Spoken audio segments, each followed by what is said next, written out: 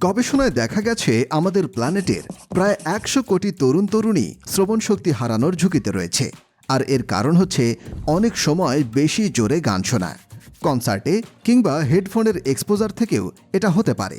আর বিশ্বের 10% মানুষ এরই মধ্যে শ্রবণ সমস্যায় ভুগছেন। অথচ আমরা সব সময় হেডফোন ব্যবহার করে গান বা পডকাস্ট শুনে থাকি এবং ইউটিউবে ভিডিও দেখি। এর সবই কি ক্ষতিকর? তাহলে কি করা যায়? এই ভিডিওতে আমরা এই প্রশ্নগুলির সবিস্তরে বিশ্লেষণ করব।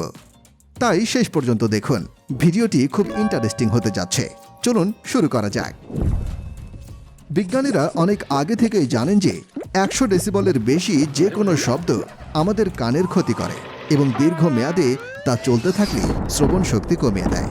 আর এই ক্ষতি সরানোর কোনো উপায় এখনও আবিষ্কার হয়নি। সুতরাং 100 ডেসিবল সীমা মানেই হলো ক্রিটিক্যাল কাট অফ। প্রশ্ন হলো, এটা কি খুব বেশি নাকি অনেক কম? বেশিরভাগ ক্ষেত্রে শ্রবণ বা কানের সমস্যা না থাকলে মানুষ 70 থেকে 90 ডেসিবল ভলিউমে গান শোনেন, যা গ্রহণযোগ্য মাত্রার চেয়ে একটু নিচে। তবে বেশিরভাগ হেডফোন উৎপাদন কোম্পানিগুলি প্রাথমিকভাবে এমন হেডফোন তৈরি করে যা 100 ডেসিবলের বেশি ভলিউম সৃষ্টি করতে সক্ষম নয়। যদিও কিছু হেডফোন 120 ডেসিবল ভলিউম সৃষ্টি করতে পারে। তবে খুব গুরুত্বপূর্ণ একটা ব্যাপার আছে এখানে। কোনো একটা নিঃশব্দ ঘরে আমরা অনায়াসেই 70 ডেসিবেলে গান শুনতে পারি, কিন্তু একটা কোলাহলপূর্ণ রাস্তায় বা কোলাহলপূর্ণ ট্রেনে আমাদের কান অটোম্যাটিকলি সেই শব্দের সাথে সামঞ্জস্য করে নেয়।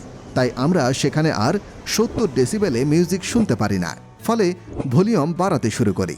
এ কারণেই কোলাহলপূর্ণ পরিবেশে হেডফোনের ভলিউম সর্বাধিক লেভেল পর্যন্ত বাড়াতে হয় এবং সেখানে 100 ডেসিবেল বা তারও বেশি হয়ে থাকে। সেজন্য দেখা যায় কোলাহলময় পরিবেশে গান শোনার চেয়ে নিঃশব্দ ঘরে গান শোনা অনেক বেশি নিরাপদ।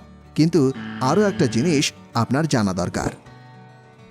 বাজারে বিভিন্ন ধরনের হেডফোন পাওয়া যায়। প্রথমটি হলো ইয়ার প্লাগস। এরা আকারে খুবই ছোট এবং সহজেই কানের ভেতরে ঢুকে যায়।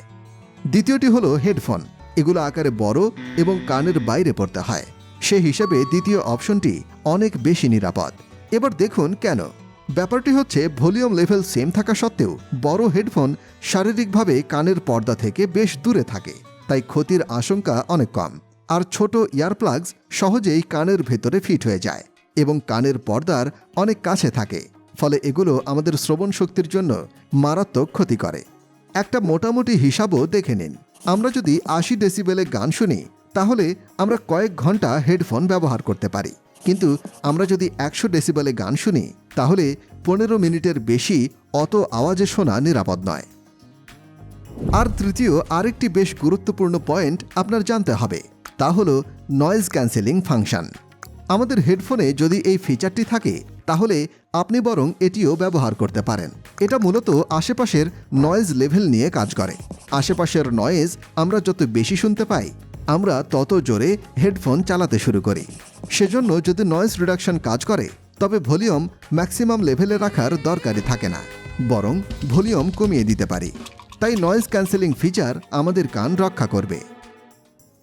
সংক্ষেপে বলতে গেলে, প্রথমত হেডফোন স্বয়ং ক্ষতিকারক জিনিস নয়, বরং এদের ম্যাক্সিমাম ভলিউমে বাজানো ক্ষতিকারক। পরিবেশ যত কোলাহলপূর্ণ হবে, ততই আমরা ভলিউম বাড়াই, না হলে কম শোনা যায়। আর ইয়ার প্লাগের চেয়ে হেডফোন ব্যবহার করা অনেক বেশি নিরাপদ। এবং হেডফোন কতক্ষণ ব্যবহার করা হচ্ছে তাও অত্যন্ত গুরুত্বপূর্ণ বিষয়। যেমন ধরুন, হেডফোন 15 মিনিটের বেশি সময় ধরে ম্যাক্সিমাম ভলিউমে বাজানো মোটেও উচিত নয়। অন্যদিকে কম ভলিউমে রেখে কয়েক ঘন্টা হেডফোন ব্যবহার করতে পারবেন। বাই দ্য ওয়ে, বন্ধুরা, আপনারা কি হেডফোন ব্যবহার করেন? করলে কি ধরনের হেডফোন সেটা কমেন্টে জানালে খুশি হব। এ পর্যায়ে আমি আপনাকে বলবো, আমার আগের ভিডিওটি দেখুন। সেখানে আমি অমরত্ব সম্ভব কিনা তা নিয়ে কথা বলেছি। খুবই চমৎকার কিছু তথ্য আছে। ভিডিওর লিঙ্কটি স্ক্রিনে দেখতে পাচ্ছেন এবং লিঙ্কটি ডেসক্রিপশনেও দেওয়া আছে। আর টপ কমেন্টেও পিন করে দিয়েছি, দেখতে ভুলবেন না কিন্তু। আপনাদের এই ভিডিওটি যদি ভালো লাগে, তাহলে আমার চ্যানেলে একটি লাইক দিয়ে সাবস্ক্রাইব করুন। আর দেখা হচ্ছে অমরত্ব বিষয়ের ভিডিওটিতে।